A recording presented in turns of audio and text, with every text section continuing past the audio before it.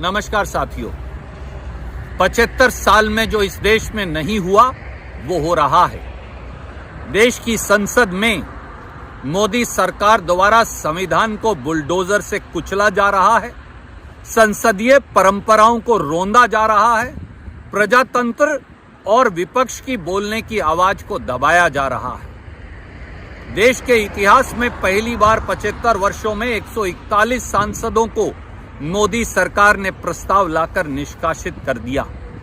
पहली बार 75 वर्ष में विपक्ष मुक्त संसद बना दी गई है, वो लोकसभा हो या राज्यसभा हो। क्या देश का संविधान बच पाएगा? क्या देश का प्रजातंत्र बच पाएगा?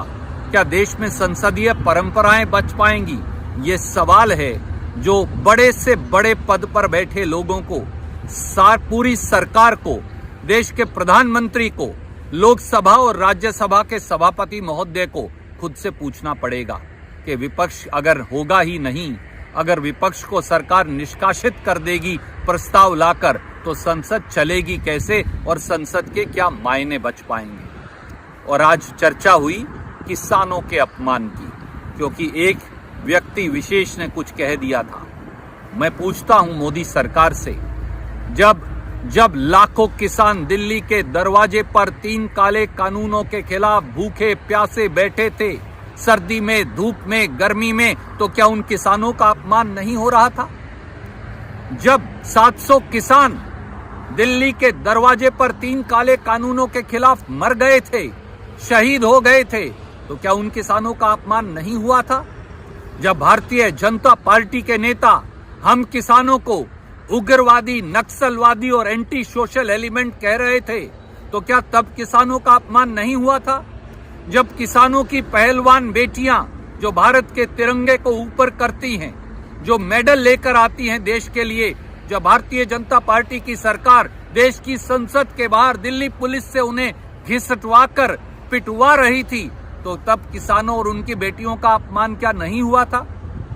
जब देश की सेना में सेवा करने वाले किसान के बेटे, हमारे जवान 1 रैंक 1 पेंशन मांग रहे थे और 14 अगस्त की शाम को उन्हें संसद के बाहर दिल्ली पुलिस द्वारा घिसटवाया गया था, तो तब किसानों का अपमान नहीं हुआ था?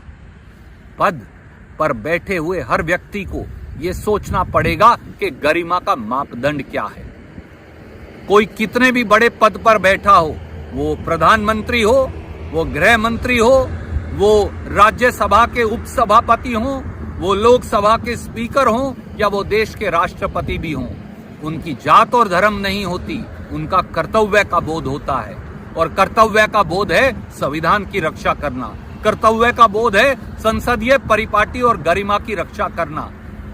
जब किसान को भारतीय जनता पार्टी की नीतियां मारती हैं, तो आवाज उठाना देश के हर नागरिक का कर्तव्य है। मैं केवल इतना कहूंगा, 141 सांसदों को निकालकर देश की संसद नहीं चल सकती, देश की संसदीय परंपराएं नहीं चल सकती, उनकी परिपाटी का निर्वहन नहीं हो सकता, संविधान के अनुरूप संसद नहीं चल सकती। आज संविधान पर हमला बोला गया है मोदी सरकार द्वारा, आज देश की संसद की शुचिता पर हमला बोला गया है मोदी सरकार द्वारा। आज तानाशाही का आलम यह है कि प्रजातंत्र का दिन दहाड़े गला घोटा जा रहा है। इसलिए हमारा कर्तव्य है संघर्ष करना, हर तरीके से संघर्ष करना, संसद से सड़क तक संघर्ष करना।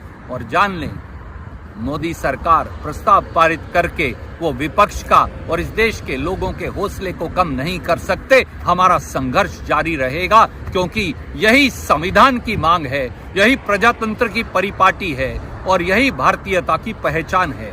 जय हिंद।